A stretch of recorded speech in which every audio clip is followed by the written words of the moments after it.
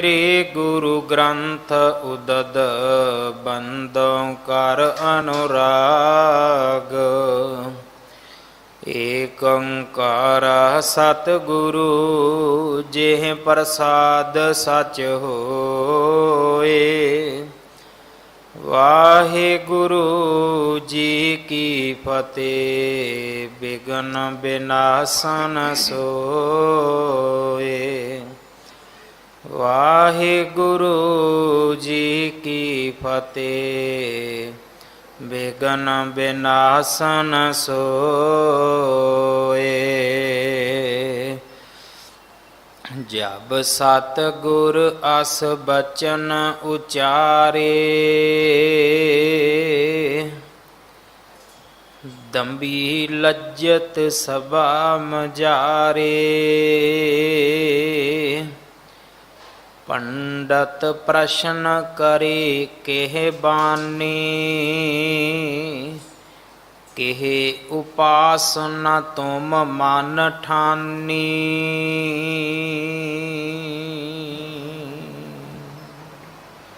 वाहिगुरु जी का खालसा वाहिगुरु जी की फतेह। गुरु दर ते हाजिर गुरु सवारे खालसा जी, आप जी वडभागे हो जो 8वें पातशाह बाला प्रीतम सतगुरु जिस डिठै सब दुख जाए इन्हां अजमतां वड्याइयां दे मालक 8वें पातशाह गुरु हरकृष्ण साहब महाराज जी दे पवित्र चरण छो प्राप्त इतिहासक स्थान गुरुद्वारा बंगला साहब जी की यात्रा करदे हां। जुगो जुग अटल छतर चवर तखत दे मालक धन धन धन श्री गुरु ग्रंथ साहिब पातशाह महाराज जी दे हजूर मनुखा जीवन दियां घड़ियां नूं सफला कर रहे हो। सतगुरु सारियां दी यात्रा सफल करन। हुण समा है गुरु दरबार दे निजम अनुसार गुरु इतिहास दी चल रही लड़ीवार कथा दा अपनियां मन बिरतियां इकागर करो। रसना पवित्र कर दे एक बार सारे उच्चारण करो जी। सतनाम वाहिगुरु जी। ये इतिहास पहले पातशाह जाहर पीर जगत गुरु कल तारण आए श्री गुरु नानक देव महाराज जी का है। प्रसंग है सतगुरु जी पहली उदासी पहली यात्रा पूरी करके वापस आए। तकरीबन 12-13 सालों का समा बतीत हो चुका सी।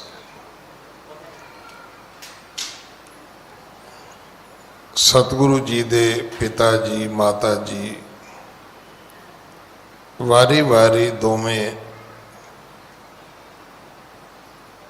परलोक गमन करते ने। उन्हां दियां सारियां किरियावां मर्यादा पूरियां करके फिर सतगुरु दूसरी उदासी आरंभ करते हैं। ये दूसरी उदासी जिहड़ी सी ये तीर्थ अस्थानां वाले पासे सी और ये सतगुरु पहला कुरुक्षेत्र गए, फिर हरिद्वार गए, फिर वृंदावन आए। ਸਤਿਗੁਰੂ ਜਿੱਥੇ ਵੀ ਜਾਂਦੇ ਨੇ ਉੱਥੇ ਸਤਿਗੁਰੂ ਭੁੱਲਿਆਂ ਨੂੰ, ਭਟਕਿਆਂ ਨੂੰ, ਔਜੜ ਪਿਆ ਹੋਇਆਂ ਨੂੰ ਸਹੀ ਜੀਵਨ ਦਾ ਰਸਤਾ ਪ੍ਰਦਾਨ ਕਰਦੇ ਨੇ। ਜਾਂ ਇਉਂ ਕਹਿ ਲਈਏ ਕਿ ਜਿਹੜੇ ਗੁਰੂ ਦੇ ਆਖਰੀ ਅਰਥ ਨੇ, ਗੁਰੂ ਦੇ ਆਖਰੀ ਅਰਥ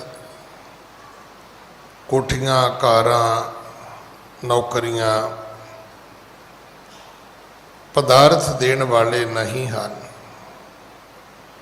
ਗੁਰੂ ਦੇ ਆਖਰੀ ਅਰਥ ਹਨ ਗਿਆਨ ਦੇਣ ਵਾਲੇ, ਅਗਿਆਨਤਾ ਨੂੰ ਕੱਟਣ ਵਾਲੇ, ਸਾਨੂੰ ਜੀਵਨ ਦਾ ਸਹੀ ਮਾਰਗ ਦੱਸਣ ਵਾਲੇ। ਜਿੰਨੇ ਸ਼ਬਦ ਪੜੋਗੇ ਇਹੀ ਤੁਹਾਨੂੰ ਵਡਿਆਈ ਮਿਲੇਗੀ ਕਿ ਜੇ ਸੌ ਚੰਦਾ ਉਗਵੈ ਸੂਰਜ ਚੜ੍ਹੇ ਹਜ਼ਾਰ, ਏਤਾ ਚਾਨਣ ਹੋਦਿਆਂ ਗੁਰ ਬਿਨ ਘੋਰ ਅੰਧਾਰ। ਗੁਰੂ ਤੋਂ ਬਿਨਾ ਰੋਸ਼ਨੀ ਨਹੀਂ ਹੋ ਸਕਦੀ। ਸਭ ਮੈਂ ਜੋਤ ਜੋਤ ਹੈ ਸੋਏ, ਤਿਸਦਾ ਚਾਨਣ ਸਭ ਮੈਂ ਚਾਨਣ ਹੋਏ, ਗੁਰ ਸਾਖੀ ਜੋਤ ਪ੍ਰਗਟ ਹੋਏ। ਗੁਰੂ ਦੀ ਸਿੱਖਿਆ ਤੋਂ ਬਿਨਾ ਇਹ ਜੋਤ ਪ੍ਰਗਟ ਨਹੀਂ ਹੋ ਸਕਦੀ। ਇਸ ਕਰਕੇ ਗਿਆਨ ਅੰਜਨ ਗੁਰ ਦੀਆ, ਅਗਿਆਨ ਅੰਧੇਰ ਵਿਨਾਸ਼। ਜਦੋਂ ਗੁਰੂ ਗਿਆਨ ਦਾ ਸੁਰਮਾ ਸਾਡੇ ਨੇਤਰਾਂ ਵਿੱਚ ਪਾਉਂਦਾ ਹੈ, ਉਦੋਂ ਸਾਡੀ ਅਗਿਆਨਤਾ ਖਤਮ ਹੁੰਦੀ ਹੈ। ਉਦੋਂ ਸਾਡੇ ਜੀਵਨ ਵਿੱਚੋਂ ਅੰਧ ਵਿਸ਼ਵਾਸ, ਭਰਮ ਭੁਲੇਖੇ, ਐਵੇਂ ਬਣੇ ਹੋਏ ਵਹਿਮ ਜਿਹੜੇ ਨੇ ਉਹ ਖਤਮ ਹੋ ਜਾਂਦੇ ਨੇ। ਗੁਰ ਬਿਨ ਘੋਰ ਅੰਧਾਰ, ਗੁਰੂ ਬਿਨ ਸਮਝ ਨ ਆਵੈ। ਗੁਰ ਬਿਨ ਸੁਰਤ ਨ ਸਿੱਧ, ਗੁਰੂ ਬਿਨ ਮੁਕਤ ਨ ਪਾਵੇ। ਗੁਰੂ ਤੋਂ ਬਿਨਾ ਅੰਧੇਰਾ ਹੈ, ਘੋਰ ਅੰਧੇਰਾ ਹੈ। ਗੁਰੂ ਤੋਂ ਬਿਨਾ ਸਮਝ ਨਹੀਂ ਆ ਸਕਦੀ। ਜੋ ਕੁਝ ਮਾਂ ਪਿਓ ਸਮਝਾਉਂਦੇ ਨੇ, ਜੋ ਕੁਝ ਪ੍ਰੋਫੈਸਰ, ਅਧਿਆਪਕ, ਟੀਚਰ ਸਮਝਾਉਂਦੇ ਨੇ, ਇਹ ਅਧੂਰਾ ਗਿਆਨ ਹੈ।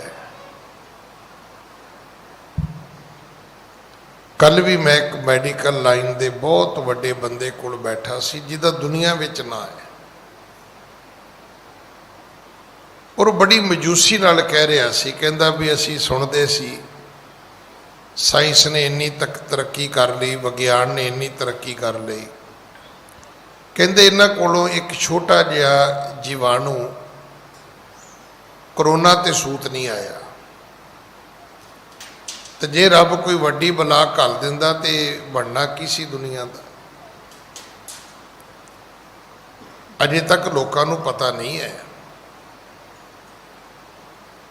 ਨਾ ਤੇ ਇਹ ਪਤਾ ਵੀ ਉਹਦਾ ਡੇਟ ਆਫ ਬਰਥ ਕੀ ਹੈ ਕਰੋਨੇ ਦਾ, ਨਾ ਇਹ ਪਤਾ ਲੋਕਾਂ ਨੂੰ ਵੀ ਉਹਦਾ ਬਰਥ ਪਲੇਸ ਕਿਹੜਾ ਹੈ।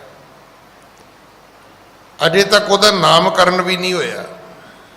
ਇਹ ਵੀ ਤੁੱਕੇ ਹੀ ਨੇ, ਕੋਈ ਕੋਵਿਡ ਕਹੀ ਜਾਂਦਾ, ਕੋਈ ਕਰੋਨਾ ਕਹੀ ਜਾਂਦਾ। ਇਹ ਤਾਂ ਐਵੇਂ ਹੀ ਹੈ, ਕਿਸੇ ਨੇ ਕਾਕੇ ਨੂੰ ਪੱਪੂ ਕਹਿ ਦਿੱਤਾ, ਕਿਸੇ ਨੇ ਟੋਨੀ ਕਹਿ ਦਿੱਤਾ, ਕੀ ਫਰਕ ਪੈਂਦਾ। ਹੁਣ ਜਿਹੜੀ ਵੈਕਸੀਨ ਆਈ ਹੈ ਉਹ ਵੀ ਤੱਟੇ ਸੱਟੇ ਹੀ ਨੇ। ਹੁਣ ਤੁਸੀਂ ਉਹਨਾਂ ਨੂੰ ਪੁੱਛੋ ਵੀ ਦੁਬਾਰਾ ਤਾਂ ਨਹੀਂ ਹੋਏਗਾ, ਕਹਿੰਦੇ ਨਹੀਂ ਜੀ ਹੋ ਜਾਏਗਾ ਜੀ। ਟੀਕੇ ਤੋਂ ਬਾਅਦ ਬੰਦਾ ਮਰੇਗਾ ਤਾਂ ਨਹੀਂ, ਨਹੀਂ ਮਰ ਵੀ ਸਕਦਾ ਜੀ। ਦੱਸੋ ਬਣਿਆ ਕੀ? ਕੁਛ ਵੀ ਨਹੀਂ। ਗੁਰੂ ਜਿਹੜੀ ਗੱਲ ਸਾਨੂੰ ਸਮਝਾਉਂਦਾ ਹੈ, ਗੁਰੂ ਬਾਰ-ਬਾਰ ਕਹਿੰਦਾ ਹੈ ਕਿ ਬੰਦਿਆ ਇਧਰ ਤਵੱਜੋ ਨਾ ਦੇ, ਤਵੱਜੋ ਦੇ ਰੱਬ ਵੱਲ। ਤੇ ਰੱਬ ਦੇ ਲਈ ਇੱਕੋ ਹੀ ਗੱਲ ਦੇ ਵਿੱਚ ਸਾਰਾ ਕੁਝ ਮੁਕਾ ਦਿੱਤਾ ਵੀ ਕਰੇ ਹੈ ਰਾਮ ਹੋਏ ਹੈ ਸੋਏ। ਬਸ ਕੀ ਹੋਏਗਾ? ਜੋ ਰੱਬ ਕਰੇਗਾ। ਇਹ ਬੰਦਾ ਬਚ ਜਾਏਗਾ, ਇਹ ਤਾਂ ਰੱਬ ਦੇ ਵੱਸ ਹੈ। ਇਹ ਬੰਦਾ ਨਹੀਂ ਮਰੇਗਾ, ਕਹਿੰਦਾ ਇਹ ਵੀ ਰੱਬ ਦੇ ਵੱਸ ਹੈ।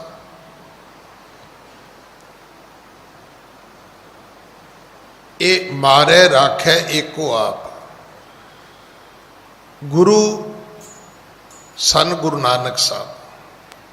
ਇੱਕ ਬੜੀ ਵਡੰਬਣਾ ਤੁਹਾਨੂੰ ਦੁਨੀਆ ਦੇ ਇਤਿਹਾਸ ਵਿੱਚੋਂ ਮਿਲੇਗੀ ਕਿ ਜਿੰਨੇ ਧਰਤੀ ਤੇ ਅਵਤਾਰ ਆਏ ਨੇ ਸਾਰਿਆਂ ਨੇ ਆਪਣੇ ਆਪ ਨੂੰ ਰੱਬ ਹੀ ਕਿਹਾ ਹੈ। ਉਹ ਨਾ ਕਹੇ ਅਹੰਗ ਬ੍ਰਹਮਛਮੀ, ਮੈਂ ਹੀ ਭਗਵਾਨ ਹਾਂ। ਜਿਹਨਾਂ ਨੇ ਕਿਹਾ ਜੀ ਇਸ ਤੋਂ ਪਹਿਲਾਂ ਹੋਏ, ਕਹਿੰਦਾ ਨਹੀਂ, ਉਹ ਮੇਰੇ ਤੋਂ ਤਿੱਖੇ ਨਹੀਂ ਹੋ ਸਕਦੇ, ਮੇਰੇ ਤੋਂ ਤੇਜ਼ ਨਹੀਂ ਹੋ ਸਕਦੇ, ਮੇਰੇ ਤੋਂ ਮਹਾਬਲੀ ਨਹੀਂ ਹੋ ਸਕਦੇ।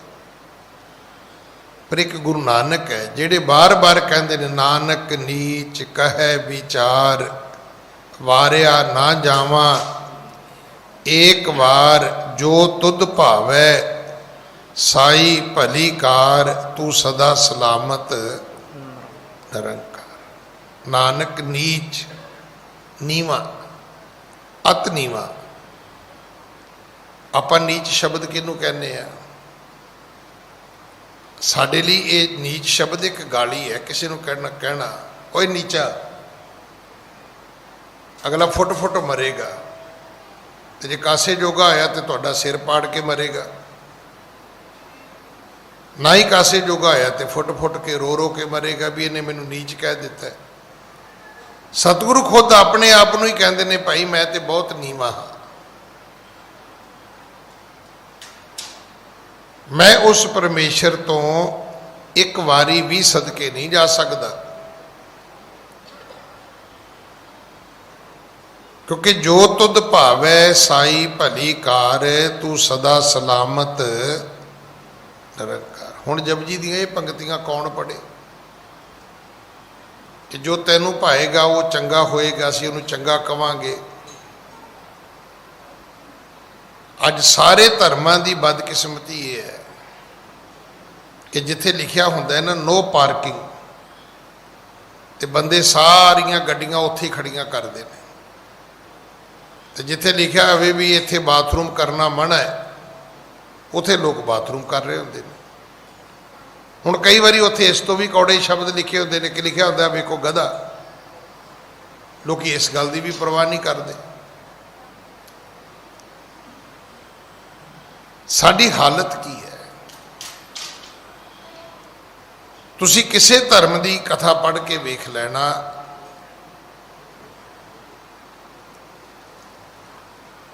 ਜਿਹੜੇ ਉਹਦੇ ਅਨੁਯਾਈ ਨੇ, ਉਹਨਾਂ ਅਨੁਯਾਈਆਂ ਦੇ ਕਰਮ ਉਹਨਾਂ ਦੇ ਆਪਣੇ ਧਰਮ ਤੋਂ ਹੀ ਵਿਪਰੀਤ ਨੇ, ਉਲਟੇ ਨੇ। ਅੱਜ ਤੁਸੀਂ ਜਪਜੀ ਸਾਹਿਬ ਕਿਉਂ ਨਹੀਂ ਪੜ੍ਹਦੇ? ਦੁੱਖ ਭੰਜਣੀ ਕਿਉਂ ਪੜ੍ਹਦੇ? ਤੁਸੀਂ ਸੁਖਮਨੀ ਕਿਉਂ ਨਹੀਂ ਪੜ੍ਹਦੇ? ਤੁਸੀਂ ਜਾਪ ਸਾਹਿਬ ਸਵਈਏ ਕਿਉਂ ਨਹੀਂ ਪੜ੍ਹਦੇ? ਰਹਿ ਰਾਸ ਸੋਹਿਲਾ ਕਿਉਂ ਨਹੀਂ ਪੜ੍ਹਦੇ? ਕੋਈ ਸ਼ਬਦ ਪੜ੍ਹੀ ਜਾਂਦਾ, ਕੋਈ ਸ਼ਬਦ ਪੜ੍ਹੀ ਜਾਂਦਾ। ਅਸਲ ਵਿੱਚ ਜੋ ਕੁਝ ਹੈ ਸਾਡੀ ਉਹਦੇ 'ਚ ਸੈਟਿਸਫੈਕਸ਼ਨ ਨਹੀਂ ਹੈ। ਅਸੀਂ ਸਾਰੇ ਅਰਦਾਸ ਤੋਂ ਲੈ ਕੇ ਪਾਠ ਤੱਕ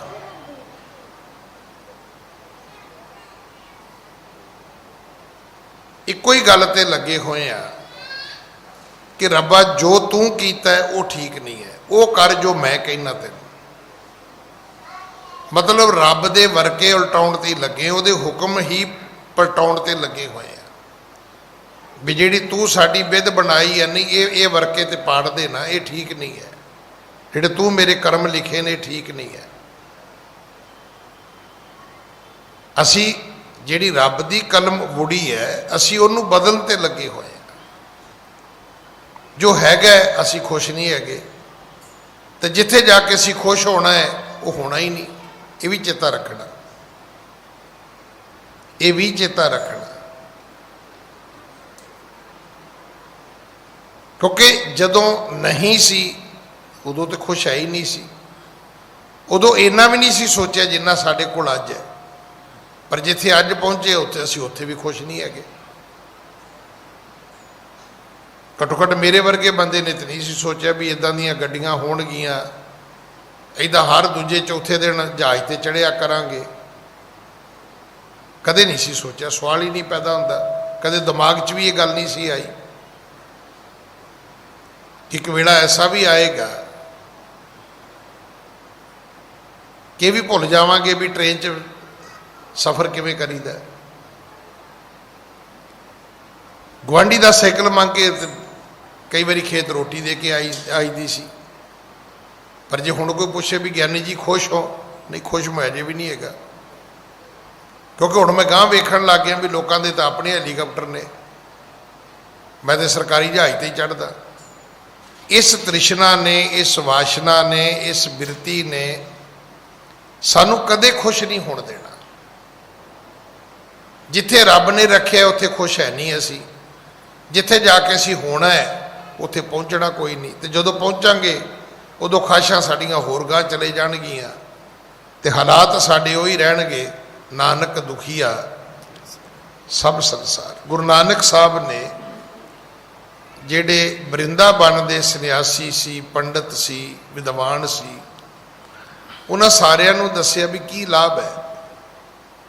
सतगुरु कहंदे अथर्वण वेद तुसीं पढ़िया? देखो सानू पहला तो यही नहीं पता कि हिंदुओं के 4 वेद भी ने। सानू तो यही लगता भी एक रामायण, एक महाभारत है, क्योंकि फिल्मी दुनिया का प्रभाव साडे ते ज़्यादा है। अगर इन्हां अवतारां दे सीरीयल ना बनते शायद इन्नी जिहड़ी मकबूलीयत है शायद ये ना होंदी, इन्नी पब्लिसिटी ना होंदी, सीमित लोगों तक गल रह जाती।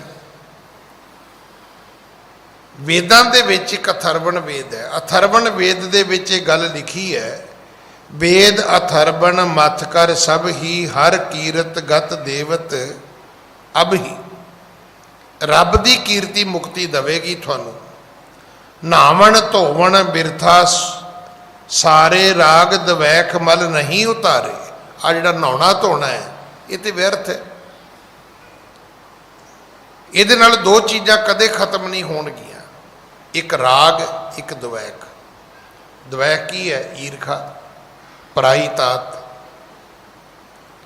साड़ा। राग की है? प्यार, झूठी ममता। एवें मैं मेरी दे रिश्ते बनाए हुए ने, ये जाणदियां होइयां भी इन्हां रिश्तियां दी कोई बुनियाद नहीं है। आ जिहड़े तुसीं रिश्ते बनाए ने, अज ही जाके रात को फोन कर लो भी भाजी बड़ी एमरजेंसी हो गई है तो 2 लाख रुपया चाहिए।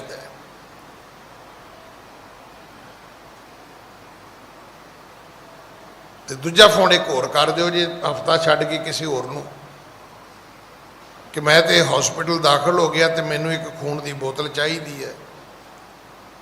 जिहड़ा सारी उम्र ही कहंदा सी भाई साहब जी हड्डे कट्टे, वो भी कहूगा नहीं जी मैनूं तो शूगर है। इन्नी की साडी ये राग वाली अवस्था है, प्यार वाली, जिन्हों प्यार कहने। ये प्यार नहीं है, ये साडे स्वार्थ ने, एक दूजे नाल जुड़े हुए ने। तुहानूं मेरे तो फायदा हो रहा है, मैनूं तुहाडे तो हो रहा है, बस आ प्यार। कोई इदां दा प्यार निभावे खां भी फायदा होवे ना होवे ते असीं एक दूजे की खातर जीवीए। अथर्वण वेद दे विच सब कुछ लिखे है। जदों सतगुरु जी ने दस्या भी काम क्रोध पुन लोभ अधीना अहंकार अतशय मन भीना पाए नरक में कष्ट विसाला तब पुछताएं फसे जम जाला। सतगुरु कहते हो तुहाडा की करेगा धर्म कर्म, तुसी फसे हुए हो काम दे विच, क्रोध दे विच, लोभ दे विच, मोह हंकार दे विच। अखीर तुहानूं नरकां च पैना पवेगा। जदों जमा ने तुहानूं पकड़ लिया फिर तुहानूं समझ आउणी भी साडे नाल होया बीतिया की है।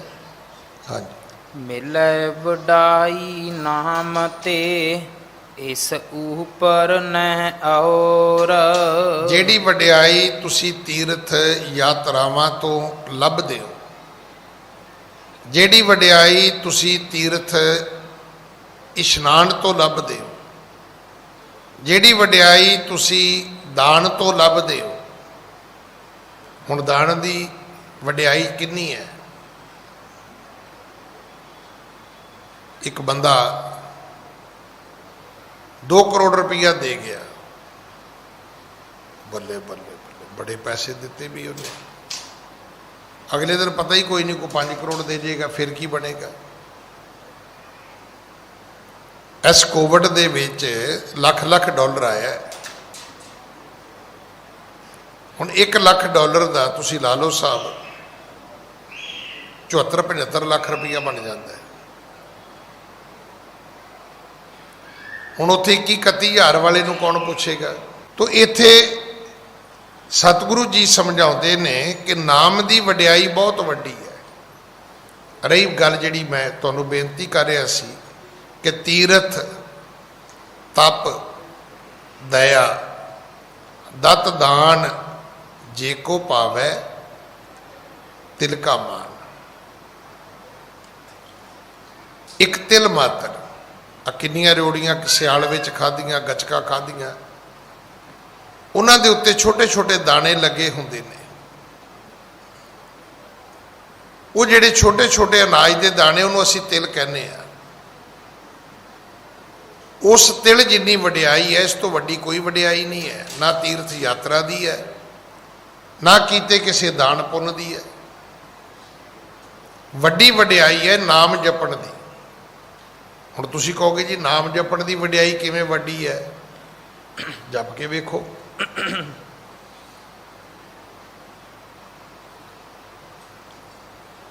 जदों तुसीं जपण वास्ते बैठोगे तुहानूं फिर समझ आएगी। जिहड़े बहिंदे ने उन्हां नूं पता है भी इस तो वड्डी होर समस्या कोई नहीं है। उत्ते कोई गल कहंदे कहंदे ज्ञानी जी ध्यान ते लगदा ही नहीं, करिए की। हुण ध्यान लाउण लई तुहानूं अपनी सोसाइटी बदलनी पैगी, तुहानूं अपने यार दोस्त चेंज करने पैणगे, तुहानूं अपनी डाइट चेंज करनी पैगी, खाना पीना चेंज करना पैगा, तुहानूं अपनी रूटीन चेंज करनी पैगी, उठना बैठना। ये नहीं भी रात को 12 बजे आ गए तो कोई नहीं, 1 बजे आ गए तो कोई नहीं, 1:30 बजे आ गए तो कोई नहीं, सवेरे 12 बजे उठ गए तो कोई नहीं। फिर तुहानूं 9 बजे सोना ही पैना है, फिर सवेरे 4-5 बजे उठना ही पैना है। फिर तुहानूं अपने शब्द, अपने वर्ड कंट्रोल करने पैणगे। हुण ते खुला मूँह है, जो आया जो मूँह तो निकल जाता है। वो साडे एक ना बाबा जी कीर्तन करते ने, तो करद्या करद्या हर गल नाल ही कहणगे साध संगत जी माफ़ करना। तो एक प्रचारक है, वो कहंदा एक दिन मैनू कहंदा जे बाबे दी कैसट दे विचों, बाबे दी सीडी चो साध संगत जी माफ़ करना कढ़ दईए, कहंदा घंटे दी सीडी कहंदा 40 मिनट दी रह जूगी। कहता 20 मिनट तो इसे गल ते लागे ने साध संगत जी माफ़ करना, क्योंकि पता ही नहीं की बोल देना है। मुड़ के फिर साध संगत जी माफ़ करना। नाम जपण की गल ये नहीं है भी माला कितनी लंबी होनी चाहिए है तो उहदे लई मंत्र किहड़ा होना चाहिए, नथिंग। नाम जपण वास्ते सब तो वड्डी गल है भी तुहानूं अपनी सोसाइटी चेंज करनी होएगी, तुहानूं अपनी डाइट चेंज करनी होएगी, तुहानूं अपनी रूटीन चेंज करनी होएगी, तुहानूं अपने वर्ड चेंज करने होणगे। सारा दिन गाला कढ़दे तुसीं की सोचते हो कि शाम नूं वाहिगुरू मूँह तो निकलेगा? इहो जिहे बंदिआं नूं तुसीं सुण लेना।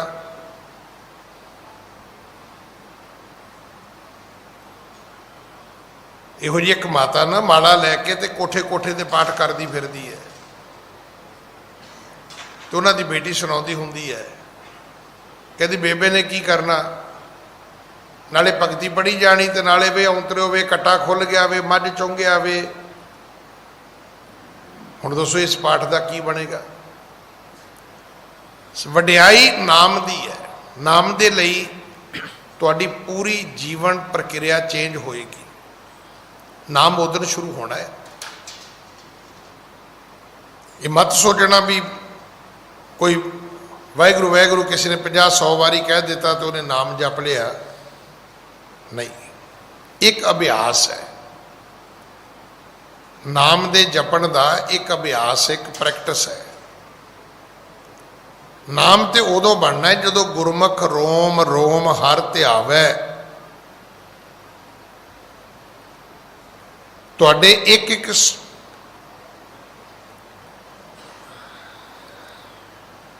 ਰੋਮ ਦੇ ਵਿੱਚੋਂ, ਆ ਜਿਹੜੇ ਛੋਟੇ ਛੋਟੇ ਮੁਸਾਮ ਨੇ ਨਾ ਸਰੀਰ ਤੇ, ਸਕਿਨ ਦੇ, ਇਹਨਾਂ ਦੇ ਵਿੱਚੋਂ ਜਦੋਂ ਵਾਹਿਗੁਰੂ ਨਿਕਲੇਗਾ ਉਦੋਂ ਨਾਮ ਸ਼ੁਰੂ ਹੋਣਾ ਹੈ।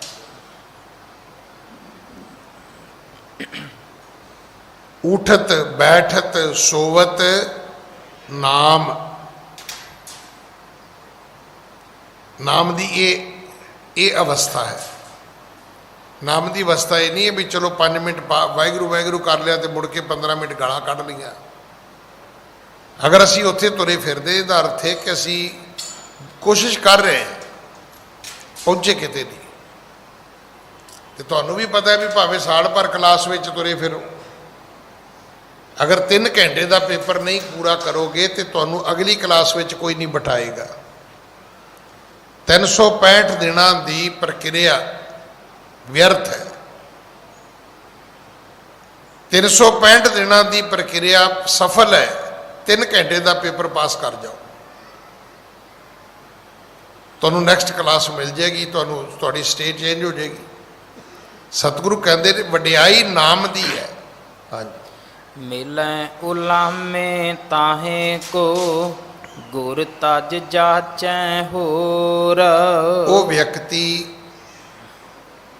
ਰੱਬ ਦੀ ਦਰਗਾਹ ਵਿੱਚ ਵੀ ਉਹਨਾਂ ਨੂੰ ਉਲਾਮੇ ਸਹਾਰਨੇ ਪੈਂਦੇ ਨੇ ਜਿਨ੍ਹਾਂ ਨੇ ਗੁਰੂ ਨੂੰ ਛੱਡ ਕੇ ਹੋਰ ਦੀ ਆਰਾਧਨਾ ਕੀਤੀ ਹੈ। ਮਤਲਬ ਤੁਸੀਂ ਨਿਕਲ ਕੇ ਬਾਹਰ ਵੇਖੋ ਤਾਂ ਸਹੀ, ਕੋਈ ਪਿੱਪਲ ਅੱਗੇ ਹੱਥ ਜੋੜੀ ਜਾਂਦਾ ਹੈ, ਕੋਈ ਟਾਹਲੀ ਅੱਗੇ ਹੱਥ ਜੋੜੀ ਜਾਂਦਾ ਹੈ, ਕੋਈ ਬੇਰੀ ਅੱਗੇ ਹੱਥ ਜੋੜੀ ਜਾਂਦਾ ਹੈ, ਕੋਈ ਮੜੀਆਂ ਅੱਗੇ ਹੱਥ ਜੋੜੀ ਜਾਂਦਾ ਹੈ, ਕੋਈ ਕਬਰਾਂ ਅੱਗੇ ਹੱਥ ਜੋੜੀ ਜਾਂਦਾ ਹੈ। ਜਿੱਥੇ 2 ਇੱਟਾਂ ਤੇ ਦੀਵਾ ਜਗੀ ਜਾਂਦਾ ਉੱਥੇ ਬੰਦਾ ਮੱਥਾ ਟੇਕੀ ਜਾਂਦਾ। ਅਗਰ ਗੁਰੂ ਨੂੰ ਛੱਡ ਕੇ ਕਿਤੇ ਹੋਰ ਮੰਗਣ ਜਾਓਗੇ ਤੇ ਉਲਾਮਾ ਮਿਲੇਗਾ। ਬਹੁਤ ਵੱਡੀ ਸ਼ਰਮਿੰਦਗੀ ਹੋਏਗੀ।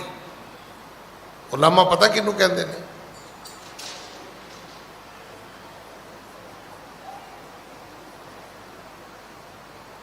ਉਲਾਮਾ ਹੁੰਦਾ ਵੀ ਤੁਹਾਡੇ ਫਾਦਰ ਕੋਲੇ ਸਕੂਟਰ ਹੈ, ਸਾਈਕਲ ਵੀ ਹੈ, ਟਰੈਕਟਰ ਵੀ ਹੈ।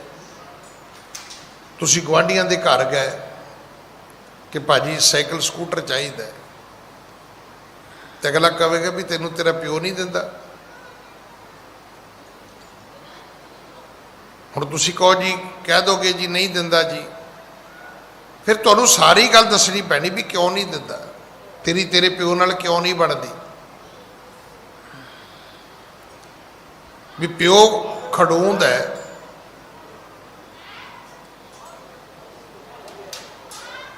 ਤੇਰਾ ਪਿਓ ਖੜੂੰਦ ਹੈ ਕਿ ਤੂੰ ਨਲਾਇਕ ਹੈ।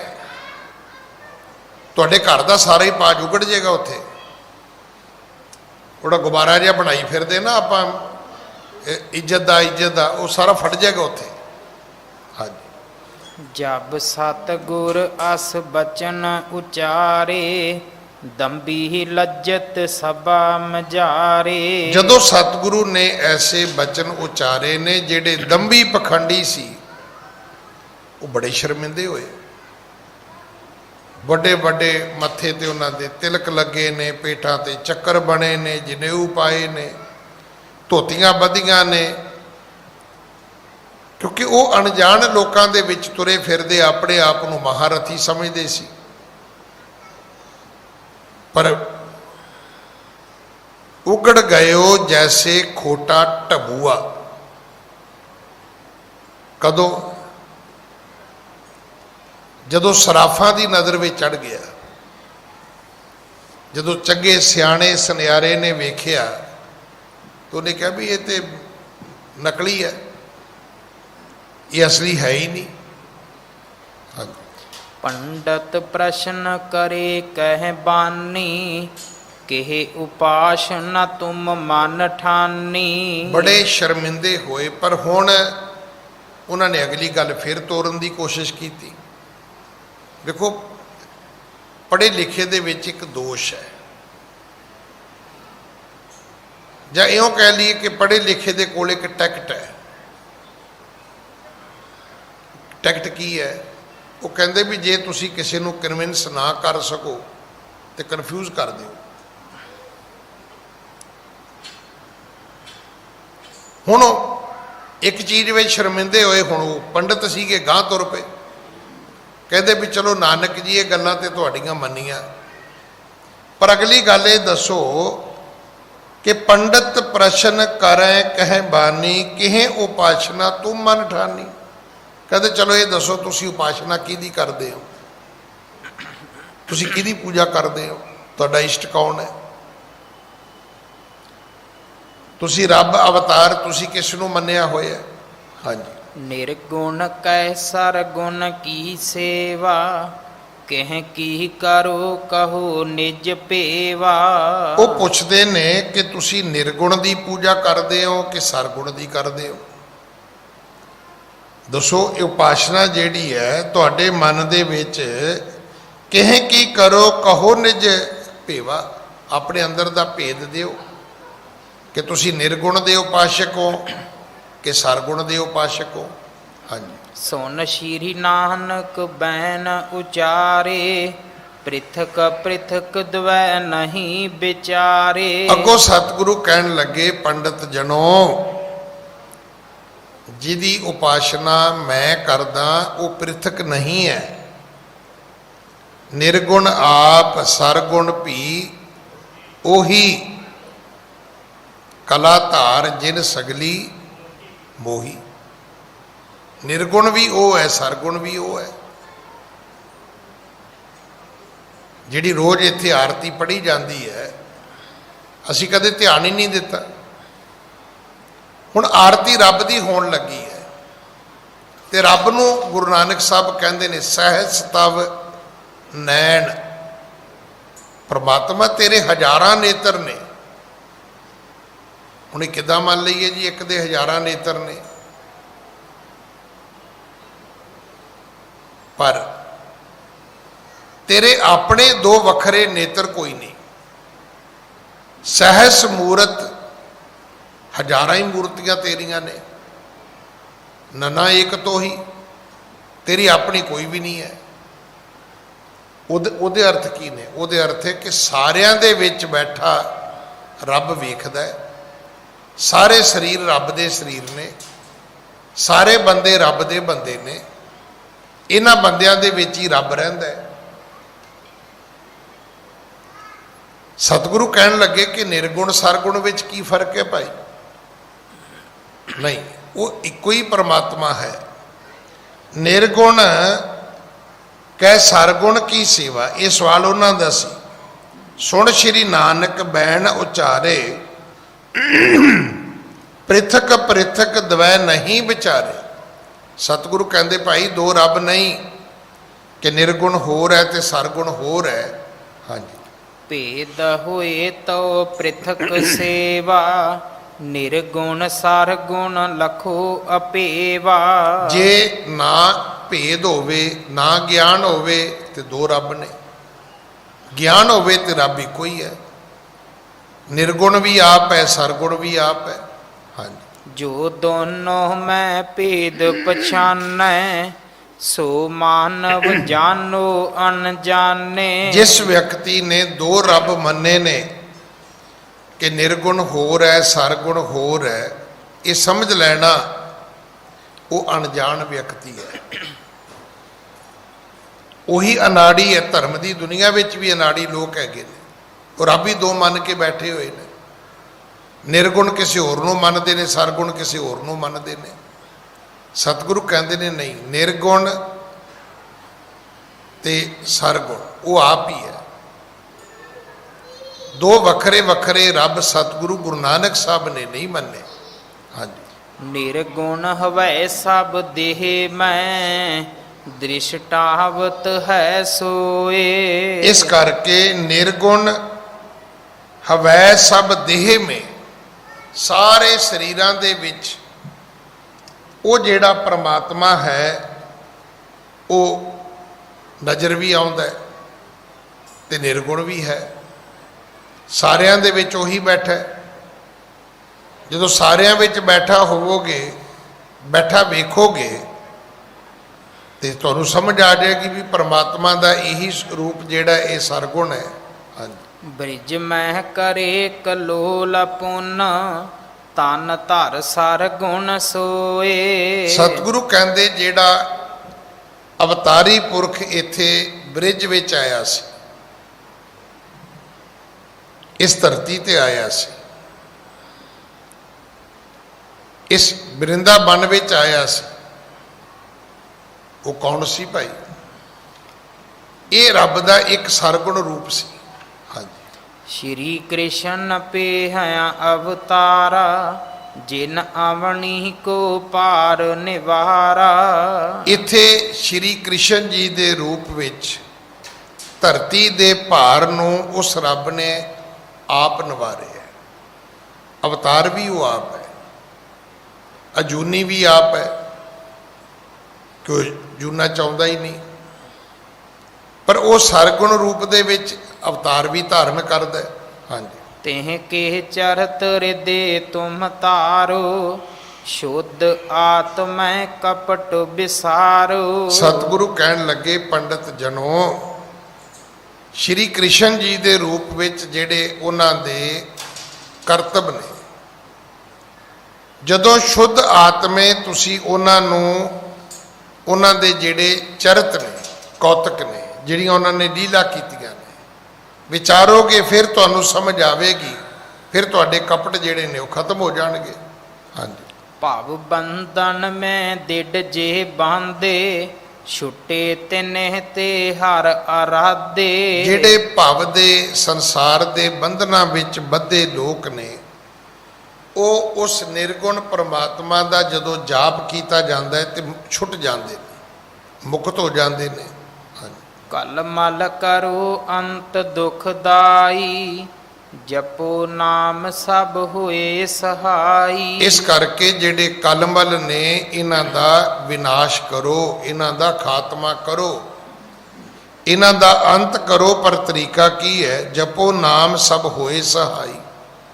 ਪਰਮੇਸ਼ਰ ਦਾ ਨਾਮ ਸਿਮਰੋ, ਉਹ ਪਰਮਾਤਮਾ ਹਰ ਥਾਂ ਤੇ ਤੁਹਾਡਾ ਮਦਦਗਾਰ ਬਣੇਗਾ। ਹਾਂਜੀ। ਕਲ ਮੈਂ ਹਰ ਕੀਰਤ ਪਰਦਾਨਾ, ਅਪਰ ਨ ਜਾਨੋ ਇਸੇ ਸਮਾਨਾ। ਇਸ ਕਲਯੁਗ ਦੇ ਵਿੱਚ ਜਿਹੜੀ ਸਭ ਤੋਂ ਪ੍ਰਧਾਨ ਪਰਮਾਤਮਾ ਦੀ ਪੂਜਾ, ਉਹ ਕੀਰਤੀ ਹੈ, ਉਹਦੀ ਵਡਿਆਈ ਹੈ। ਅੱਜ ਤੁਸੀਂ ਵੇਖ ਲਓ, ਬੰਦੇ ਕੋਲ ਕੀ ਨਹੀਂ ਹੈ? ਬੰਦੇ ਕੋਲ ਘੜੀ ਹੈ, ਸਮਾਂ ਨਹੀਂ ਹੈ। ਅੱਜ ਤੁਸੀਂ ਕਿਸੇ ਬੰਦੇ ਨੂੰ ਕਹੋ ਕਿ ਤੁਹਾਨੂੰ ਭਾਜੀ 2 ਮਿੰਟ ਤੁਹਾਡੇ, ਮੈਨੂੰ 2 ਮਿੰਟ ਚਾਹੀਦੇ ਨੇ, ਉਹ ਕਹੂਗਾ ਵੀ ਤੁਸੀਂ ਇਦਾਂ ਕਰੋ, ਮੈਨੂੰ ਰੋਕੋ ਨਾ, ਕੰਮ ਦੱਸੋ, ਕੰਮ ਤੁਹਾਡਾ ਹੋ ਜਾਏਗਾ। ਮਤਲਬ ਇੰਨੇ ਪਦਾਰਥ ਨੇ, ਇੰਨਾ ਮਟੀਰੀਅਲਵਾਦ ਹੈ ਕਿ ਪੈਸੇ ਦੀ ਸਾਡੇ ਕੋਲੇ ਕੋਈ ਘਾਟ ਨਹੀਂ ਹੈ, ਪਰ ਵਕਤ ਦੀ ਸਾਡੇ ਕੋਲੇ ਬੜੀ ਘਾਟ ਹੈ। ਮੈਂ ਤਾਂ ਆਪ ਜੀ ਨੂੰ ਦੱਸਿਆ ਸੀ ਵੀ ਬੜੀ ਪੁਰਾਣੀ ਗੱਲ ਹੈ, ਕਿਸੇ ਬੰਦੇ ਨੇ ਅੰਦਰੋਂ ਕਲੋਨੀ ਚੋਂ ਕਾਰ ਕੱਢ ਕੇ ਲਿਆ ਕੇ ਮੇਰੀ ਕਾਰ 'ਚ ਮਾਰੀ, ਤੇ ਮਾਰੀ ਵੀ ਡਰਾਈਵਰ ਵਾਲੇ ਪਾਸੇ। ਉਹ ਤਾਂ ਕੁਦਰਤੀ ਪੁਰਾਣੀ ਕੰਟੈਸਾ ਕਾਰ ਸੀਗੀ, ਤੇ ਬਚਾਅ ਹੋ ਗਿਆ। ਮੈਨੂੰ ਬੜਾ ਦੁੱਖ ਹੋਇਆ ਵੀ ਮੈਂ ਉਹ ਪੁਰਾਣੀ ਲੈ ਕੇ ਬਣਾਈ ਸਵਾਰੀ ਸੀ, ਜਗਾੜ ਜਿਹਾ ਕੀਤਾ ਸੀ, ਪਰ ਇਹਨੇ ਤੇ ਸਾਰੀ ਖਰਾਬ ਕਰਤੀ। ਮੈਂ ਉਤਰਿਆ, ਮੈਂ ਕਿਹਾ ਇਹ ਕੀ ਕੀਤਾ ਜੀ?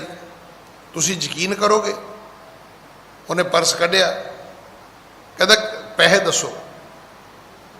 ਮੈਨੂੰ ਕਾਹਲੀ ਬੜੀ ਹੈ।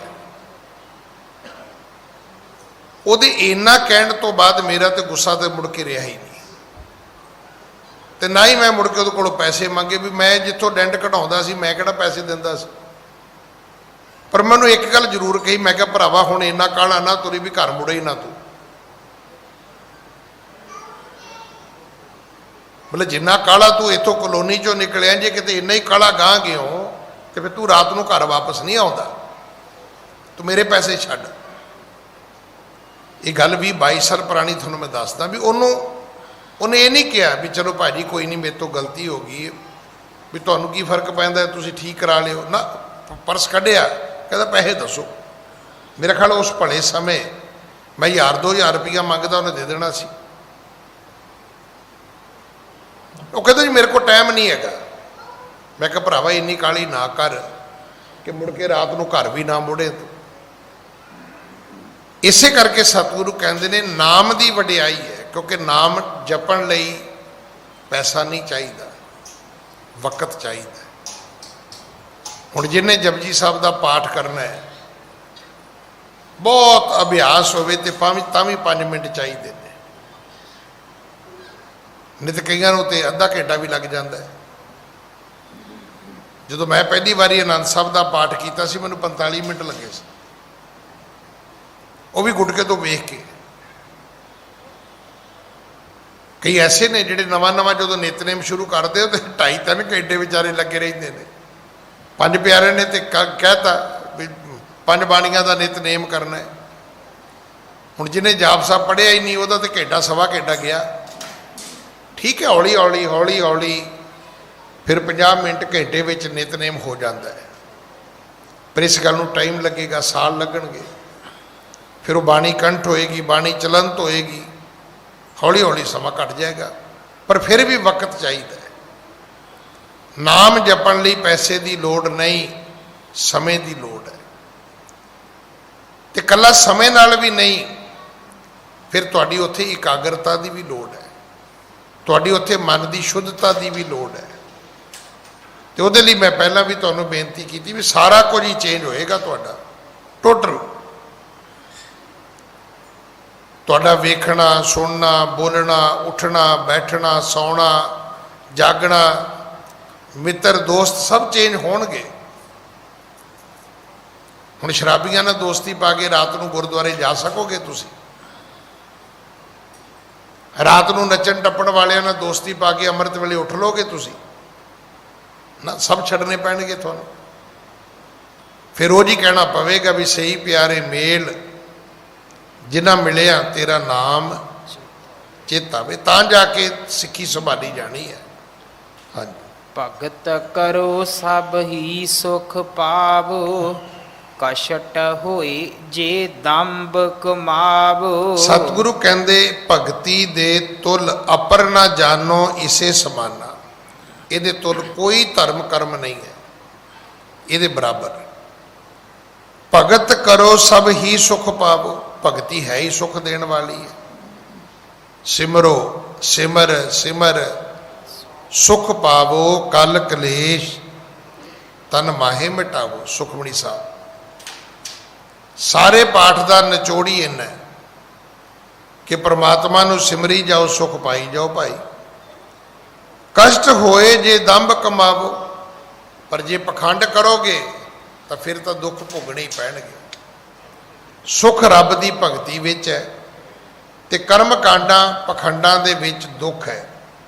ਹਾਂਜੀ। ਦਇਆ ਸਦਨ ਕੇ ਬਦਨ ਤੇ ਬਚਨ ਸੁਨੇ ਗਤ ਦੈਨ। ਮੁਕਤੀ ਦੇ ਦਾਤੇ ਗੁਰੂ ਨਾਨਕ ਦੇ ਮੁਖ ਤੋਂ ਬ੍ਰਿੰਦਾਬਨ ਦੇ ਵਿੱਚ ਜਿਹੜੇ ਵੱਖਰੇ ਵੱਖਰੇ ਧਰਮ ਵਰਨਾਂ ਦੇ ਆਸ਼ਰਮਾਂ ਦੇ ਲੋਕ ਇਕੱਠੇ ਹੋਏ ਸਨ, ਜਦੋਂ ਉਹਨਾਂ ਨੇ ਐਸੇ ਬਚਨ ਐਸੀ ਬਾਣੀ ਸਤਿਗੁਰਾਂ ਤੋਂ ਸੁਣੀ ਹੈ। ਹਾਂਜੀ। ਹਿਰਦੈ ਸ਼ੁੱਧ ਬੰਧਨ ਕਰਤ, ਸਿੱਖ ਭਏ ਮਨ ਚੈਨ। ਫਿਰ ਇਹਨਾਂ ਦੇ ਹੱਥ ਜੁੜੇ, ਫਿਰ ਇਹਨਾਂ ਨੇ ਮੱਥਾ ਟੇਕਿਆ, ਫਿਰ ਇਹਨਾਂ ਦੇ ਮਨ ਨੂੰ ਸ਼ਾਂਤੀ ਆਈ। ਹਾਂਜੀ। ਜਿਤੇ ਹਤੇ ਜਾਤਰੀ ਤੇ ਥਾਈ, ਸੁਨ ਸਤ ਗੁਰ ਢਿਗ ਆਵਤ ਧਾਈ। ਜਿਤੇ ਹੋਤੇ ਜਾਤਰੀ ਤੇ ਥਾਈ। ਬ੍ਰਿੰਦਾਬਨ ਵਿੱਚ ਜਿਹੜੇ ਯਾਤਰੂ ਲੋਕ ਆਏ ਸਨ, ਜਿਹੜੇ ਇਸ ਧਰਮ ਸਥਾਨ ਤੇ ਬਾਹਰੋਂ ਚੱਲ ਕੇ ਲੋਕ ਆਏ ਸਨ, ਸੁਣ ਸਤਿਗੁਰ ਢਿਗ ਆਵਤ ਧਾਈ। ਫਿਰ ਕੀ ਸੀ? ਫਿਰ ਤਾਂ ਦੌੜ ਲੱਗ ਗਈ, ਭੱਜ ਭੱਜ ਕੇ ਲੋਕ ਆਉਂਦੇ ਨੇ, ਦਰਸ਼ਨ ਕਰਦੇ ਨੇ, ਮੱਥਾ ਟੇਕਦੇ ਨੇ। ਹਾਂਜੀ। ਬੰਧਨ ਕਰੇ ਉਪਾਇਨ ਧਰ ਕੈ, ਬਿਨੈ ਪਣੇ ਮਹਾਂਪੁਰਖ ਵਿਚਰ ਕੈ। ਇਹ ਹੁਣ ਸਤਿਗੁਰੂ ਜੀ ਦੇ ਚਰਨਾਂ ਤੇ ਮੱਥਾ ਟੇਕਦੇ ਨੇ, ਖਾਲੀ ਹੱਥ ਨਹੀਂ ਟੇਕਦੇ, ਭੇਟਾਵਾਂ ਵੀ ਰੱਖਦੇ ਨੇ। ਫਿਰ ਬਿਨੇ ਭਨੇ ਫਿਰ ਬੇਨਤੀਆਂ ਵੀ ਕਰਦੇ ਨੇ, ਭੇਟਾ ਵੀ ਦਿੰਦੇ ਨੇ, ਹੱਥ ਵੀ ਜੋੜਦੇ ਨੇ, ਮੱਥੇ ਵੀ ਟੇਕਦੇ ਨੇ, ਬੇਨਤੀਆਂ ਵੀ ਕਰਦੇ ਨੇ। ਹਾਂਜੀ। ਸ਼੍ਰੀ ਗੁਰ ਸਭਹਿ ਨ ਦੇ ਉਪਦੇਸ਼ਾ, ਸਤਨਾਮ ਸਿਮਰੋ ਜਗਤੇਸ਼ਾ। ਪਰ ਸਤਿਗੁਰੂ ਸਾਰਿਆਂ ਨੂੰ ਵੱਖਰੀ ਵੱਖਰੀ ਬਿਮਾਰੀ ਦੀ ਦਵਾਈ ਇੱਕ ਦਿੰਦੇ ਨੇ, ਸਭ ਨੂੰ ਇੱਕੋ ਹੀ ਗੱਲ ਕਹਿੰਦੇ ਨੇ, ਸਤਨਾਮ ਸਿਮਰਨ ਜਗਤੀਸ਼ਾ। ਬਈ ਦਵਾਈ ਇੱਕੋ ਹੀ ਹੈ, ਜਿਹੜਾ ਜਗਤ ਈਸ਼ਵਰ ਪਰਮਾਤਮਾ ਹੈ ਉਹਦਾ ਨਾਮ ਸਿਮਰਿਆ ਕਰੋ, ਉਹਦਾ ਪਾਠ ਕਰਿਆ ਕਰੋ, ਉਹਦੀ ਭਗਤੀ ਕਰਿਆ ਕਰੋ, ਉਹਦਾ ਆਰਾਧਨ ਕਰਿਆ ਕਰੋ। ਹਾਂਜੀ। ਭਾਉ ਭਗਤ ਕਰੀਏ ਛਲ ਖੋਏ, ਅਸ ਜੇ ਕਰੋ ਤੁਮਰੀ ਗਤ ਹੋਏ। ਸਤਿਗੁਰੂ ਕਹਿੰਦੇ ਭਗਤੀ ਕਰਿਆ ਕਰੋ, ਜਿਹੜਾ ਵਿਅਕਤੀ ਕਰੇਗਾ ਉਹਦੀ ਮੁਕਤੀ ਹੋ ਜਾਏਗੀ। ਪਰ ਭਗਤੀ ਵਿੱਚ ਛਲ ਨਹੀਂ ਕਰਨਾ, ਧੋਖਾ ਨਹੀਂ ਕਰਨਾ, ਭਗਤੀ ਵਿੱਚ ਕਪਟ ਨਹੀਂ ਕਰਨਾ। ਹੁਣ ਇਹ ਤਾਂ ਆਪਾਂ ਖੁਦ ਹੀ ਦੱਸ ਸਕਦੇ ਹਾਂ ਨਾ ਵੀ ਅਸੀਂ ਇਹਦੇ 'ਚ ਕੀ ਕਪਟ ਕਰਦੇ ਹਾਂ, ਕੀ ਅਸੀਂ ਇਹਦੇ 'ਚ ਛੁਪਾਉਂਦੇ ਹਾਂ। ਹੈ ਕੁਛ, ਵਿਖਾਉਂਦੇ ਕੁਛ ਅਸੀਂ। ਮਤਲਬ ਬੜੀਆਂ ਬੜੀਆਂ ਅਜੀਬ ਤੁਹਾਡੇ ਸਾਹਮਣੇ ਜਦੋਂ ਗੱਲਾਂ ਆਉਣਗੀਆਂ ਫਿਰ ਤੁਸੀਂ ਹੈਰਾਨ ਹੋਵੋਗੇ ਵੀ ਕੀ ਬੰਦੇ ਵਾਕਈ ਇਦਾਂ ਕਰਦੇ ਨੇ। ਅੱਜ ਬੜੇ ਲੋਕ ਨੇ ਜਿਹੜੇ ਸਿਰਫ ਸਿੱਖੀ ਦਾ ਅਡੰਬਰ ਕਰਦੇ ਨੇ, ਵਿਖਾਵਾ ਕਰਦੇ ਨੇ, ਭੇਖ ਕਰਦੇ ਨੇ। ਹਾਂਜੀ। ਦਿਵਸ ਤੀਨ ਤਹਿ ਰਾਖਿਓ ਡੇਰਾ, ਕਰ ਕਹਿ ਮਰਦਨ ਦੰਬ ਕਨੇਰਾ। ਇੱਥੇ ਸਤਿਗੁਰੂ ਜੀ ਬ੍ਰਿੰਦਾਬਨ ਵਿੱਚ 3 ਦਿਨ ਰਹੇ ਸਨ ਤੇ 3 ਦਿਨ ਲਗਾਤਾਰ ਦੁਨੀਆ ਨੂੰ ਨਵਾਜਦੇ ਰਹੇ, ਉਪਦੇਸ਼ ਦਿੰਦੇ ਰਹੇ, ਉਹਨਾਂ ਨੂੰ ਸੱਚ ਦੇ ਮਾਰਗ ਦਾ ਰਸਤਾ ਵਿਖਾਉਂਦੇ ਰਹੇ। ਆਗੇ ਗਮਨ ਕੀਨ ਗੁਣ ਖਾਨੀ, ਜਾਹੇ ਅਨੇਕ ਉਦਾਰੇ ਪ੍ਰਾਨੀ। ਇੱਥੋਂ ਫਿਰ ਸਤਿਗੁਰੂ ਜੀ ਹੋਰ ਅੱਗੇ ਤੁਰੇ।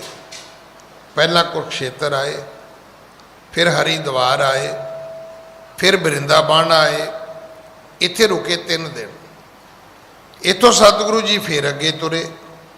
ਆਗੇ ਗਮਨ ਕੀਨ ਗੁਣ ਖਾਨੀ, ਜਾਹੇ ਅਨੇਕ ਉਧਾਰੇ ਪ੍ਰਾਨੀ।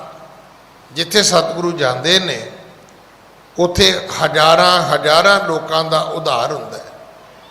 ਗੁਰੂ ਦੇ ਬਚਨਾਂ ਵਿੱਚ ਇਤਨੀ ਸ਼ਕਤੀ ਸੀ ਕਿ ਇੱਕ ਇੱਕ ਬਚਨ ਨਾਲ ਉਹ ਮਨੁੱਖਾਂ ਦੇ ਜੀਵਨ ਪਲਟ ਜਾਂਦੇ ਸੀ। ਇੱਕ ਅੱਜ ਵੀ ਸਤਿਗੁਰੂ ਦੀ ਬਾਣੀ 'ਚ ਲਿਖਿਆ ਹੈ ਕਿ ਜਿਸ ਕੈ ਅੰਤਰ ਬਸੈ ਨਿਰੰਕਾਰ, ਤਿਸ ਕੀ ਸੀਖ ਤਰੈ ਸਰਸਾਰ। ਇਹ ਤਾਂ ਮੇਰੇ ਵਰਗੇ ਦੀ ਕਥਾ ਕਰਨ ਨਾਲ ਤਾਂ ਕੁਝ ਵੀ ਨਹੀਂ ਹੁੰਦਾ। ਸਾਲੋ ਸਾਲ ਵੀ ਕਥਾ ਕਰੋ ਤਾਂ ਨਹੀਂ ਬੰਦਾ ਬਦਲਦਾ। ਗੁਰੂ ਨਾਨਕ ਦੀ ਵਡਿਆਈ ਇਹ ਸੀਗੀ ਕਿ ਉਹਨਾਂ ਦੇ ਇੱਕ ਬਚਨ ਦੇ ਨਾਲ ਜੀਵਨ ਪਲਟ ਜਾਇਆ ਕਰਦੇ ਸੀ। ਹਜ਼ਾਰਾਂ ਹਜ਼ਾਰਾਂ ਲੋਕਾਂ ਦੇ ਜੀਵਨ ਬਦਲਦੇ ਸੀ। ਲੋਕ ਸਤਿਗੁਰੂ ਜੀ ਦੇ ਅਨੁਯਾਈ ਬਣਦੇ ਸਨ, ਸਤਿਗੁਰੂ ਜੀ ਕੋਲੋਂ ਚਰਨ ਪਹੁੜ ਲੈਂਦੇ ਸਨ। ਹਾਂਜੀ। ਕਰਤੇ ਬਚਨ ਬਿਲਾਸ ਕੋ, ਦੁਖ ਨਾਸ਼ਕ ਸੁਖ ਦਾਏ। ਜਦੋਂ ਬ੍ਰਿੰਦਾਬਨ ਤੋਂ ਅੱਗੇ ਤੁਰੇ, ਬਚਨ ਬਿਲਾਸ ਕਰਦੇ, ਸੁੱਖਾਂ ਦੇ ਦਾਤੇ, ਦੁੱਖਾਂ ਦੇ ਮਿਟਾਉਣ ਵਾਲੇ ਗੁਰੂ ਨਾਨਕ। ਹਾਂਜੀ। ਨਗਰ ਅਯੁੱਧਿਆ ਜਹ ਹੁਤੋ, ਛਿਨ ਮਹਿ ਪਹੁੰਚੇ ਆਏ। ਹੁਣ ਸਤਿਗੁਰੂ ਪਹੁੰਚੇ ਨੇ ਅਯੁੱਧਿਆ, ਜਿੱਥੇ ਕੁਝ ਸਮਾਂ ਪਹਿਲਾਂ ਸ਼੍ਰੀ ਰਾਮ ਚੰਦਰ ਜੀ ਦਾ ਮੰਦਿਰ ਬਣਾਉਣ ਵਾਸਤੇ ਬੜੇ ਵੱਡੇ ਸਨਾਤਨ ਮਤ ਨੇ ਪ੍ਰੋਗਰਾਮ ਕੀਤੇ, ਬਕਾਇਦਾ ਸ਼ਿਲਾਨਿਆਸ ਕੀਤਾ। ਇਹ ਉਹੀ ਅਯੁੱਧਿਆ ਹੈ ਜਿਹਨੂੰ ਸ਼੍ਰੀ ਰਾਮਚੰਦਰ ਜੀ ਦੀ ਨਗਰੀ ਕਹਿੰਦੇ ਆਪਾਂ। ਹੁਣ ਇੱਥੇ ਗੁਰੂ ਨਾਨਕ ਦੇ ਪਿਤਾ ਜੀ ਜਦੋਂ ਗਏ ਨੇ, ਹਾਂਜੀ, ਸਰਤਾ ਪਰ ਬੈਠੇ ਗੁਰ ਪੂਰਨ, ਜਗ ਮਹਿ ਦੰਭ ਕੀਨ ਜਿਨ ਚੂਰਨ। ਸਤਿਗੁਰੂ ਜਾ ਕੇ ਨਦੀ ਦੇ ਕੰਢੇ ਤੇ ਬਹਿ ਗਏ। ਕੌਣ ਨੇ ਸਤਿਗੁਰੂ? ਜਿਹੜੇ ਦੰਭ ਨੂੰ ਚੂਰਨ ਕਰਦੇ ਨੇ, ਖਤਮ ਕਰ ਦਿੰਦੇ ਨੇ। ਪਖੰਡ ਨੂੰ ਮਟਾਉਣ ਵਾਲੇ ਸਤਿਗੁਰੂ ਗੁਰੂ ਨਾਨਕ ਸਾਹਿਬ ਨੇ। ਹਾਂਜੀ, ਸੁਨ ਸ਼੍ਰੀ ਨਾਨਕ ਨਾਮ ਕਿਰਪਾਲਾ, ਪੁਰ ਤੇ ਨਰ ਆਏ ਤਤਕਾਲਾ। ਕੁਰਕਸ਼ੇਤਰ ਤੋਂ ਲੈ ਕੇ ਚੱਲਦਿਆਂ ਚੱਲਦਿਆਂ ਅਯੁੱਧਿਆ ਤੱਕ ਇਥੋਂ ਦੀ ਨਗਰੀ ਦੇ ਲੋਕਾਂ ਨੂੰ ਪਤਾ ਲੱਗ ਚੁੱਕਿਆ ਸੀ ਕਿ ਨਾਨਕ ਨਿਰੰਕਾਰੀ ਕੋਈ ਸਾਧੂ ਮਹਾਤਮਾ ਹੈ, ਭਾਈ ਗੁਰੂ ਹੈ। ਜਦੋਂ ਅਯੁੱਧਿਆ ਸਤਿਗੁਰੂ ਪਹੁੰਚੇ ਨੇ, ਪੁਰ ਤੇ ਨਰ ਆਏ ਤਤਕਾਲਾ, ਸੁਣ ਕਰ ਸ਼੍ਰੀ ਨਾਨਕ ਨਾਮ ਕਿਰਪਾਲਾ। ਉਹਨਾਂ ਨੂੰ ਇੰਨਾ ਹੀ ਪਤਾ ਲੱਗਾ ਵੀ ਗੁਰੂ ਨਾਨਕ ਆਏ ਨੇ, ਤੇ ਨਗਰੀ ਚੋਂ ਦੁਨੀਆ ਦੌੜ ਕੇ ਬਾਹਰ ਆਈ ਕਿ ਚਲੋ ਚੱਲ ਕੇ ਸਤਿਗੁਰਾਂ ਦੇ ਦਰਸ਼ਨ ਕਰਦੇ ਆਂ ਭਾਈ। ਹਾਂਜੀ, ਹੁਤੇ ਜਹਾਂ ਬੇਦੀ ਕੁਲ ਦੀਪਾ, ਬੈਠੇ ਪੰਡਤ ਆਣ ਸਮੀਪਾ। ਜਿੱਥੇ ਸਤਿਗੁਰੂ ਬਿਰਾਜੇ ਸੀ, ਬੈਠੇ ਸੀ, ਉੱਥੇ ਬੜੇ ਸਾਰੇ ਪੰਡਤ ਲੋਕ ਵੀ ਆ ਗਏ। ਜਿਹੜੇ ਹਿੰਦੂ ਧਰਮ ਦੇ ਵਿਦਵਾਨ ਸਨ ਉਹ ਵੀ ਆਏ। ਹਾਂਜੀ, ਬੰਦਨ ਕਰੇ ਪਾਉ ਉਰ ਧਰ ਕੈ, ਹਰਖੈ ਸੁੰਦਰ ਰੂਪ ਨਿਹਾਰ ਕੈ। ਦੇਖੋ, ਹਿੰਦੂ ਧਰਮ ਦੀ ਇੱਕ ਵਡਿਆਈ ਜਿਹੜੀ ਉਹ ਬੜੀ ਵੱਡੀ ਹੈ। ਜਾਂ ਤੇ ਇਹਨਾਂ 'ਚ 33 ਕਰੋੜ ਦੇਵੀ ਦੇਵਤੇ ਹੋਣ ਕਰਕੇ, ਜਾਂ ਜਗਤ ਗੁਰੂ ਹੋਣ ਕਰਕੇ, ਜਾਂ ਜਿਹੜੇ ਸ਼ੰਕਰਾਚਾਰੀ ਆ ਉਹ ਵੀ ਆਪਣੇ ਆਪ ਨੂੰ ਗੁਰੂ ਅਖਵਾਉਂਦੇ ਨੇ। ਇਹਨਾਂ ਨੂੰ ਕਿਸੇ ਨੂੰ ਮੱਥਾ ਟੇਕਣ ਲੱਗਿਆ ਦੇਰੀ ਨਹੀਂ ਲੱਗਦੀ। ਸਾਡੇ ਵਰਗੇ ਨੂੰ ਤਾਂ ਬੜਾ ਟਾਈਮ ਲੱਗਦਾ ਹੈ। ਜਾਂ ਅਸੀਂ ਇਸੇ ਗੱਲ ਤੇ ਅੜੇ ਰਹਿੰਦੇ ਵੀ ਬੰਦੇ ਨੂੰ ਮੱਥਾ ਕਿਉਂ ਟੇਕਣਾ ਹੈ ਭਾਈ। ਹੁਣ ਇਹ ਜਿੰਨੇ ਲੋਕ ਆਏ ਨੇ, ਸਭ ਨੇ ਆ ਕੇ ਗੁਰੂ ਨਾਨਕ ਸਾਹਿਬ ਦੇ ਚਰਨਾਂ ਤੇ ਮੱਥਾ ਟੇਕੇ। ਈਵਨ ਪੰਡਤਾਂ ਨੇ ਵੀ ਟੇਕਿਆ। ਬੰਦਨ ਕਰੇ ਭਾਉ ਉਰ ਧਰ ਕੇ, ਬੜੇ ਪਿਆਰ ਨਾਲ ਆ ਕੇ ਨਮਸਕਾਰ ਕੀਤੀ ਹੈ। ਹਾਂਜੀ, ਭਈ ਸਮੀਪ ਪੂਰ ਜਬ ਪੀਰਾ, ਬੋਲੇ ਸਭ ਸੋ ਗੁਣੀ ਗਹੀਰਾ। ਬੜੀ ਭੀੜ ਇਕੱਠੀ ਹੋ ਗਈ ਮੱਥਾ ਟੇਕਣ ਵਾਲਿਆਂ ਦੀ, ਦਰਸ਼ਨ ਕਰਨ ਵਾਲਿਆਂ ਦੀ। ਜਦੋਂ ਭੀੜ ਬਹੁਤੀ ਵੱਡੀ ਹੋ ਗਈ ਤੇ ਫਿਰ ਸਤਿਗੁਰੂ ਜੀ ਨੇ ਆਪਣੇ ਮੁਖ ਤੋਂ ਇਹ ਬਚਨ ਉਚਾਰੇ ਨੇ। ਹਾਂਜੀ, ਰਾਮ ਗਏ ਲੈ ਕਰ ਸੰਗ ਨਗਰੀ, ਨੀਚ ਊਚ ਨਰ ਨਾਰੀ ਸਗਰੀ। ਸਤਿਗੁਰੂ ਕਹਿੰਦੇ ਵੀ ਤੁਸੀਂ ਕਿੱਥੋਂ ਆਏ ਹੋ? ਉਹ ਜਿਨ੍ਹਾਂ ਨੇ ਆ ਕੇ ਮੱਥਾ ਟੇਕਿਆ, ਜਿਹੜੇ ਆ ਕੇ ਕੋਲ ਬਹਿ ਗਏ, ਸਤਿਗੁਰੂ ਉਹਨਾਂ ਨੂੰ ਪੁੱਛਦੇ ਵੀ ਤੁਸੀਂ ਕਿੱਥੋਂ ਆਏ ਹੋ? ਕਹਿੰਦੇ ਕਿਉਂ ਮਹਾਰਾਜ, ਅਸੀਂ ਅਯੁੱਧਿਆ ਦੇ ਵਾਸੀ ਹਾਂ। ਤੇ ਸਤਿਗੁਰੂ ਕਹਿੰਦੇ ਵੀ ਨਾਲੇ ਤੁਸੀਂ ਕਹਿੰਦੇ ਹੋ ਵੀ ਜਿਹੜੇ ਸ਼੍ਰੀ ਰਾਮਚੰਦਰ ਸੀ ਉਹ ਤੇ ਪੂਰੀ ਨਗਰੀ ਆਪਣੇ ਨਾਲ ਲੈ ਗਏ, ਤੇ ਜੇ ਉਹ ਨਗਰੀ ਨਾਲ ਲੈ ਗਏ ਤੇ ਤੁਸੀਂ ਕਿੱਥੋਂ ਆਏ ਹੋ ਬਈ? ਤੁਸੀਂ ਕੌਣ ਹੋ? ਹਾਂਜੀ, ਇਹ ਆਈ ਕਹਤੇ ਅਬੈ ਦੀ ਸਤ ਉੱਚੇ ਧਾਮ। ਤੇ ਸਤਿਗੁਰੂ ਕਹਿੰਦੇ ਵੀ ਇਹ ਨਗਰੀ ਹੁਣ ਕਿੱਥੋਂ ਆਈ ਹੈ? ਇਹ ਦੁਬਾਰਾ ਵਸੀ ਹੈ, ਕਿਸੇ ਨੇ ਵਸਾਈ ਹੈ। ਬੜੇ ਉੱਚੇ ਉੱਚੇ ਪੁਰਾਣੇ ਘਰ ਬਣੇ ਹੋਏ ਨੇ ਇੱਥੇ। ਅੱਜ ਸਮਾਂ ਸਮਾਪਤ ਹੈ, ਸਤਿਗੁਰੂ ਕਿਰਪਾ ਕਰਨ। ਅਗਲੀ ਕਥਾ ਆਪਾਂ ਕੱਲ ਗੁਰੂ ਕੀ ਗੋਦ ਵਿੱਚ ਬੈਠ ਕੇ ਸੁਣੀਏ। ਭੁੱਲਾਂ ਬਖਸ਼ੋ ਜੀ, ਫਤਿਹ ਬੁਲਾਓ। ਵਾਹਿਗੁਰੂ ਜੀ ਕਾ ਖਾਲਸਾ, ਵਾਹਿਗੁਰੂ ਜੀ ਕੀ ਫਤਿਹ।